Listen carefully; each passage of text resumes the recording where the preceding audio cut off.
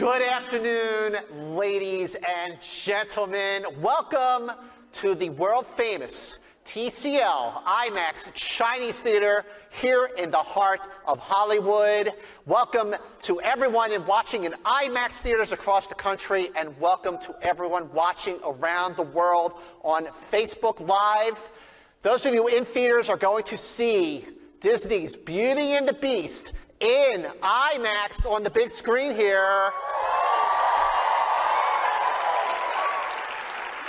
And to everyone watching on Facebook Live around the world, we're going to have a very special, intimate conversation with the director and the stars of Disney's Beauty and the Beast. Are you ready?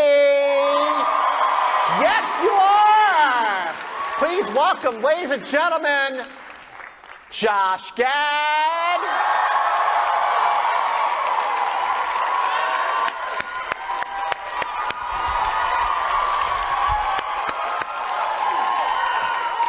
my friend, have a seat. Please welcome the lovely, the talented, the beautiful Emma Watson! Woo!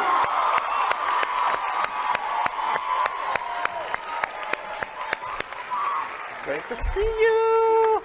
Wait. Just getting started here, ladies and gentlemen. Please welcome the Beast himself, the Prince, Dan Stevens.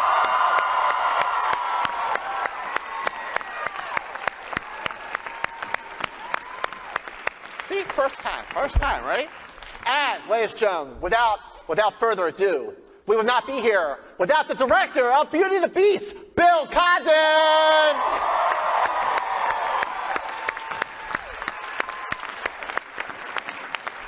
Very good. You like that? See? This is how we roll in Hollywood, ladies and gentlemen. Love it. Okay, well, really the first question here is, there have been so many interpretations of Beauty and the Beast since it goes back to the 18th century in France. But everyone remembers the iconic, the Oscar-nominated Best Picture, 1991 animated feature, Beauty and the Beast. So I want to start by asking, what was your first impression when you first saw that movie? Well, unlike everybody here, I saw it as a grown-up, and I loved it. It completely spoke to me. I thought it was so funny, and the most of all, oh my God. Is that me? No. Okay. It was so unbelievably moving. I always thought the relationship between Belle and the Beast was, spoke as much to an adult audience as it did to children. And how about you, Josh? It was a long way to go. I was 10 years old, and I remember I was born in South Florida, and there was a theater called Sheridan 7 in Hollywood, Florida, and I went to go see it with my mom and a bunch of friends. And the image that's seared into my memory is the end of Be Our Guest, the end of Gaston, and the end of Beauty and the Beast. The audience in this dark theater watching animated characters sing break out into applause. And that was such a foreign experience because, watching theater, you see people applaud, but to applaud animated characters who are not going to respond, it was sort of surreal. And that Disney Renaissance, that second golden age of Disney animation, from Little Mermaid to Beauty and the Beast to Aladdin to The Lion King, that defined my childhood. That was the soundtrack of my life. Beauty and the Beast, I keep saying, was my Frozen. That was the movie that it was. Bold statement, mister. It was. That is a bold statement. I love you too, woman! All right, Emma Watson is here, ladies and gentlemen. Now, the bigger question for you, Emma, is this. I mean, it wasn't just what do you remember about seeing it for the first time? Like, why did Belle just make such an impact on your childhood? The first time I saw Belle sing Belle Reprise, which is, Mike. The first time I saw Belle sing Belle Reprise, which is the song that she sings after Gaston, we would say it was a proposal, but really it was just like she's gonna marry me. And she just sings this song, which is the I Want song of all I Want songs. I mean, it's like the kind of indignation and sort of quiet fury that she feels that people won't let her be the fullest version of herself, that they won't let her be whole. God, I'm getting emotional talking about this today. It really, like, it struck this chord and it never left me. And this role for me was just, she is a sacred part of my childhood and my understanding of what it is to be a woman and what my future might look like, and so many things, and what love was, seeing beyond something superficial, seeing into someone, and I just, and the chance to actually play her as an adult was just like, wow. Yeah, wow. So cool. So yeah, it's pretty major for me, as you can probably tell by how emotional I just got. So yeah, it's been amazing. It's been pretty cool. Okay, now Dan. Dan, how about you? I don't remember the first time. I think mine's working. Yeah, here, I'll Is take it? the We're mic. I can double up. Yeah, it's for There we you. go. Okay, it's yours. I think I was about 8 when it came out, and I just remember it very, very quickly just seeped into the cultural consciousness of my generation. And I remember boys and girls being really into it. I've got a... Is that... Yeah, no. Oh, it's yours. I thought someone had thrown that at me. All improv. This is not I was planned, like- ladies and gentlemen. Yes, Dan. No, there's a friend of mine who is now in his mid-30s, and for him, Belle was his great Disney heroine, and he was a boy who grew up in a small village in the west of England, just dreaming of the great white somewhere, and just, and I think there is something in it. You're talking about Luke Evans, aren't you? Right? In the Welsh Valleys. Yeah, in the Welsh Valleys.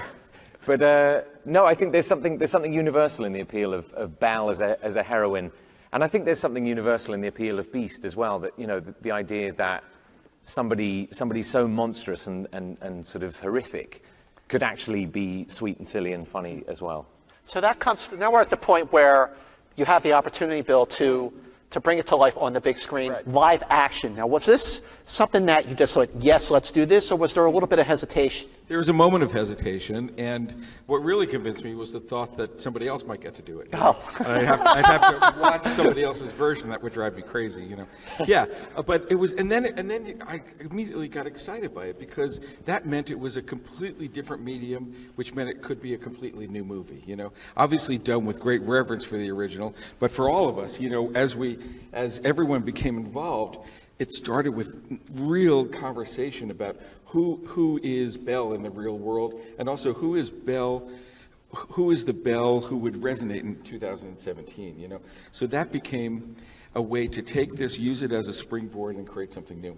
See, because the challenge is to not only really stay pure to everything that the original film represented, but to expand upon it, to make it relevant for today, to make Belle different, to make her more modern in some ways. So Emma, what were some of the ways that you decided, okay, in these ways I'm going to keep Belle like she was, but in these ways I'm going to bring her up until 2017?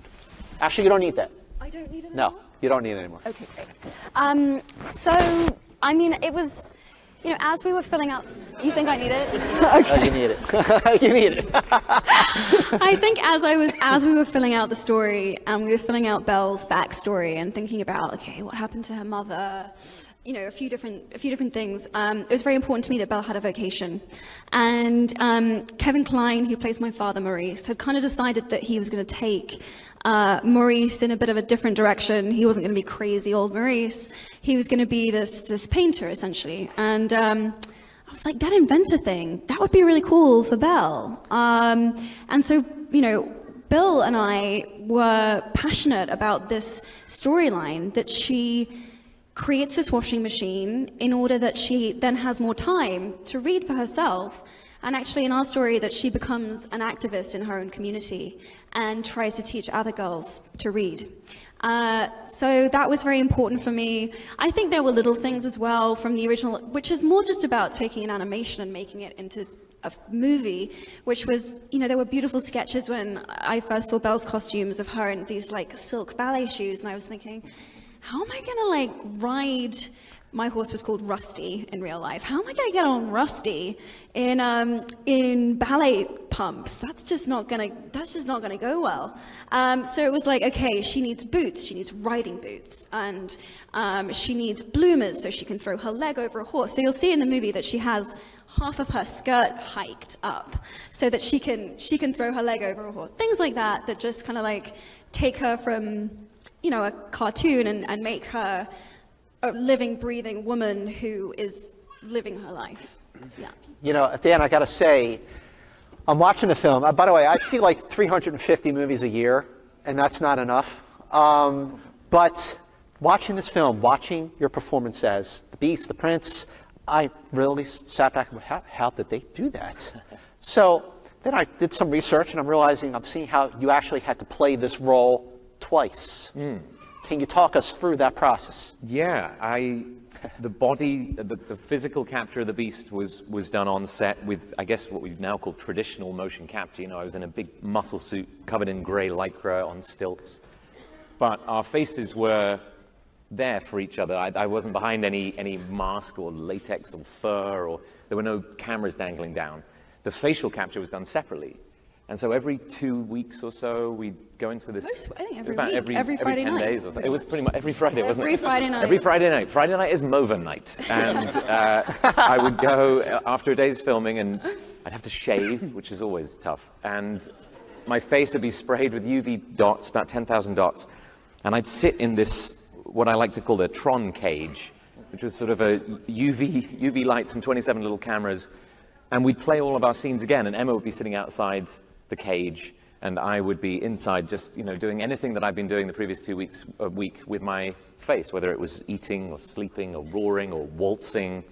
I would sit there and just do it all, and they'd take that information, take it away, morph it into the Beast, and map it onto the body that I'd puppeteered on the set. So it's an amazing fusion of these technologies, and it's never really been used this extensively before, certainly not for a romantic lead. Well, for people who are going to be watching the film today around the country in IMAX, Bill, tell me about the process to expand this movie to the IMAX process, and we need the microphone. Okay. Yeah, sure. It was, I think directors get nervous sometimes because IMAX means that you're seeing it in a different shape than what you filmed it in. But here, it was kind of amazing. I think of this as being more Beauty and the Beast, Yeah. Because we built these massive sets. And take, for example, the ballroom where Emma and Dan do the waltz.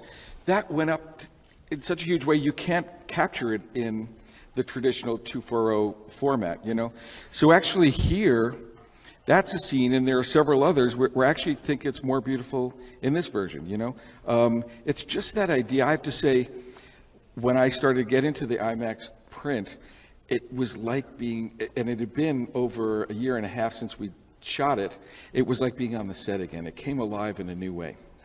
You know what else came alive in a new way? You, mister. Oh, yeah. You, yes, Josh. Josh Gad, ladies and gentlemen. Woo!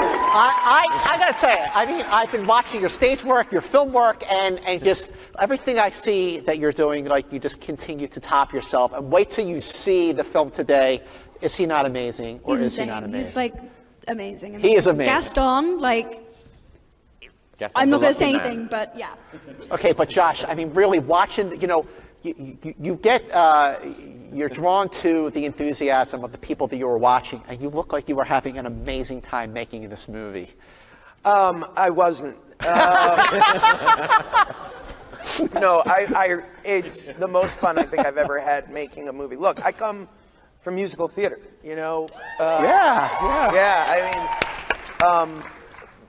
ever since Book of Mormon, I've been waiting to do this. Yeah. That sounds weird. Ever since Book of Mormon, I've been waiting to do a Disney film. I take that back. No, but I've been waiting to perform on screen. I've been waiting to sing and dance. And being able to do it opposite Luke Evans, who I wish he could have been here. He's incredible in this film. He is. And, you know, Luke, a lot of people don't know, comes from the same background. He was in the West End. He did Avenue Q, was one of the first things he ever did, which I had no idea until I met him. And then out comes his boisterous voice. So bringing life to this character, and especially bringing to life, again, one of these Howard Ashman, Alan Menken classic songs. Like, that's wish fulfillment for me. That's a dream come true. And Bill Condon has created something that I realized yesterday for the first time.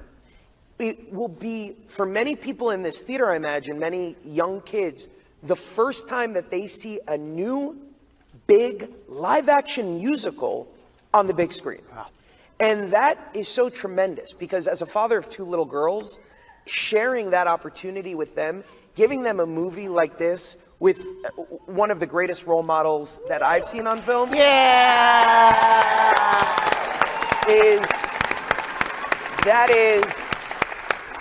That's all you could ask for. And so I'm thrilled. I'm actually really jealous because I haven't seen the IMAX print, and I really want to stay and watch it. Right? I can't. Sadly, I can't. But I will come back and pay money to see it. No, I won't. I will come back and ask IMAX to let me in for free. Well, we have a question from Ashley on Facebook who asks, Emma, you for an entire generation are Hermione from Harry Potter. But going off what you said, Josh, a whole generation will now know you, discover you as Belle. So the question is, what does it mean to you to be the physical embodiment of not one, but two iconic characters like this? My mind blows. I mean, honestly, it really, really does. I mean, it's hard to know what to say. I just feel really, as you say, like it's remarkable for an actor to get to play one of their childhood heroines. But to get to play two is just absolutely insane. I think I just, what am I going to do now? I'm so screwed. Seriously. I mean, I had moments in this movie. I remember saying this to Bill, actually. We were about to we'd done the dance for the waltz in the ballroom, and I was in the yellow dress. And I was like, shit, I am peaking at 26. There is no moment in my life that will be as beautiful as this. Like, this is the ultimate romantic moment. Like, Dan Stevens is there, ready to waltz with me. I'm wearing the yellow dress. I mean, I was like, where do I go from here? It's been amazing. Yay! You know, Dan and Emma and Bill, I want to ask you, you know, the centerpiece of the original film, the moment of truth, the beautiful dance in that dress. I mean, now because of the nature of the way this movie was done, how did you film that scene? And how many times did you have to film the scene? Let's start with you, Dan. That's interesting. We spent about 3 months learning that dance. So we started on the ground, and then I graduated to the stilts, and we learnt the dance all over again, me 10 inches off the ground. And it's a pretty good way to get to know your co-star, being thrown in to waltz lessons on day one, especially when your co-star So much trust on my part. Break her toes. Yeah, he had literally steel stilts on. So if we had messed up, which there was a chance that we might do that in a number of takes we did this in, I could lose a toe, I could have broken a foot. It was, and I loved the role reversal of so much of the movie, because usually I'm the one in the heels being like, oh, will you hold my arm? And in this situation, I was like, I've got you, dude. I have you. Don't worry, we're not going anywhere. But on the day, it was, we'd do probably 2 or 3 takes, and then the suit would get so hot that I would have to be plugged in. They made a special cooling vest, like Formula One racing drivers wear, and around the back of the beast's butt, there was I guess you call it a fundament or something? I don't know, an outlet, a pipe was poking out, which they would connect to a box of ice cold water, and my heart rate would be brought down to a sort of humanly safe level, and then we'd go again and do another couple of takes. But It's essentially like doing a dance, which would make you hot and sweaty anyway, doing like Strictly Come Dancing, but dressed as the Michelin Man. Just like so much padding. it was so romantic. It was so romantic. No, it was. It was. And I No. think the thing to notice today when you watch it is that it's not done in a lot of cuts either. You know, they're big, long, sweeping shots. They could have performed this on the stage. We would do the entire number. And it was really an unbelievable, remarkable thing to watch, and very rare these days. Yeah. Oh, look at Bill giving us so much credit. He made us look good. He makes us look good. You know, I want to ask you, Emma, too. I realized when I was watching the film on Thursday, yeah, I saw it. So I'm sitting there watching the movie, and that centerpiece moment in the film, it made me think, especially for you, because as a 6-year-old who wrote on your Facebook page when you got cast in the role, this is a direct quote, "My 6-year-old self is on the ceiling, heart bursting." So, at that moment, when you put on that dress and you looked in the mirror, what went through your mind? Oh, abstract terror and fear. I was like, you know, it's like one thing not wanting to mess this up for audiences for whom this movie is beloved, but not wanting to mess it up for yourself, for your younger self. That's kind of like the ultimate, you know, I was like, yeah, you just so want to get it right. And yeah, I would be lying to you if I looked in the mirror and I was like, I look great. I was like, is it okay? Like, you know, and that's my personality anyway. I'm slightly neurotic. You And look beautiful. yeah, beautiful. but the dance was fun, and we all danced to Pharrell Happy when we got it right afterwards. So that was fun. Josh, be our guest. Thank you, I will. Thank you. Filming that scene. I will tell you, I'm not in that scene, but I imagine if I were, that would have been the highlight of my shoot. Well, that brings me to another question. The new music and the old music. Yes. What was the challenge to make the old and the new complement each other? Well, there wasn't any challenge because Alan Menken was writing both, right? So I sat there. I pitched him the first song, the first new song that I was hoping that we would have, and he ran over to the piano and he started to play something very similar to what's in the movie. And my heart melted because suddenly there's a new tune from Beauty and the Beast that sounds of a piece with the rest of it. You know, he has it in his fingers, in his bones, you know, the sound of this show, you know, and the fact that after 20 years he can jump right back in and do it is remarkable. That was remarkable because it really does complement. Even though as many times if you've seen the original film, when you watch it here today, it's just going to all feel totally complete. And we have a question from Kel on Facebook who asks, for all of you, how difficult was the movie-making process, knowing, starting with you, Bill, how many people really cherish the original film? Right. It's you know, that's always it's a double-edged sword. The great thing is, as a filmmaker, to know that there are people out there who love this so much, waiting on the other end. That's incredible, you know, Yeah. because often you're afraid you're going to make a movie and nobody's going to see it, you know. But the other side of it is, I think everybody has their version of this movie in their head, you know. So at a certain point, I could only count on my own sense of how much I love the original movie, and when we were crossing the line, when anything felt like it was betraying somehow the spirit of it, or what it meant or anything. And then, as I said, taking that and turning it into something our own and something new.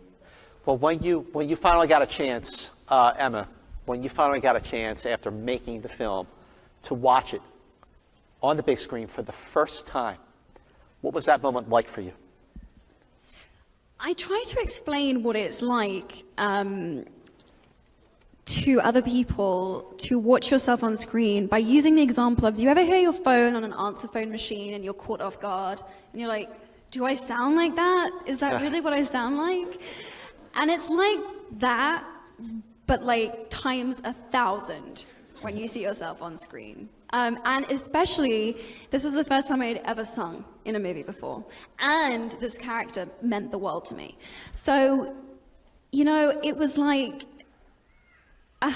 I also talk about watching the early Harry Potter movies, and I say that I would like sit in a chair and kind of twist myself into a pretzel, like, because every scene you're watching, you're like, is it gonna be, oh, it is, oh, it's good, oh, okay, great, you know, and like, I pretzeled myself, that's what it was like. I was fully pretzeled. But, you know, the other fun thing about working on movies like this that have fantasy and magical elements is that it's kind of this huge surprise, because when you work on a normal movie, you know, you kind of have a pretty good idea or a pretty good sense of what you're going to watch when it's finished, because you were there and you saw it. When you work on something like this, it's just like this kind of magical experience, because things that were a green screen, or things that were just a dot, or things that were, you know, an LED light, are suddenly these magical characters. And so you kind of feel like an audience member, because so much is a surprise, which is kind of wonderful. Especially for you, Dan, to see it, because you know. I mean, the first cut I saw of this movie, there was no Beast completed at all. I was still in the Lycra suit on the stilts, and it took all of my imagination, you know, and gripping Bill's arm very tightly, I think, to you know, to see what this was going to be. And it's been 18 months, I suppose, and we've watched cuts over the months, and each time it comes in, there's a bit more of the Beast there, a bit more of the Beast there, and it's come on and come on. But I didn't get to see the finished, 100% finished Beast until last week. Wow. And it's amazing to see it emerge from the digital sphere, you know, and yet retain those, you know, the sort of elements that we had in performance. It's an extraordinary technology. You know, Bill, I want to ask about the scope of the sets at tell us about how many sets there were. And, Sure. You know, we took over all of Shepperton Studios, so that, for example, you'll see Kevin Kline walk into the castle, and there's the entryway. He goes all the way over to the fireplace, then he goes to the ballroom. That was all one set, and then you could walk through the ballroom onto the terrace. I think it would take 5 minutes to walk from one end of the castle to the other. We built an entire village, you know. The whole point of that was that in a movie where you knew there would be a digital Beast and digital characters, I thought it was important that everything be as real as it could possibly be, because I do feel that, I know for myself as an audience member, you can feel the difference, you know? So we wanted to keep the digital as limited as possible in the movie. well, for those of you, ladies and gentlemen, who are watching in theaters around the country, stay in your seats and prepare for Disney's Beauty and the Beast in IMAX theaters. But wait, for those of you who are watching on Facebook Live, stay tuned for a special clip. And right now, join me in thanking Bill Condon, Dan Stevens, Emma Watson, and Josh Gad. Thank you, ladies and gentlemen. All right. Thank you so much. Thank you.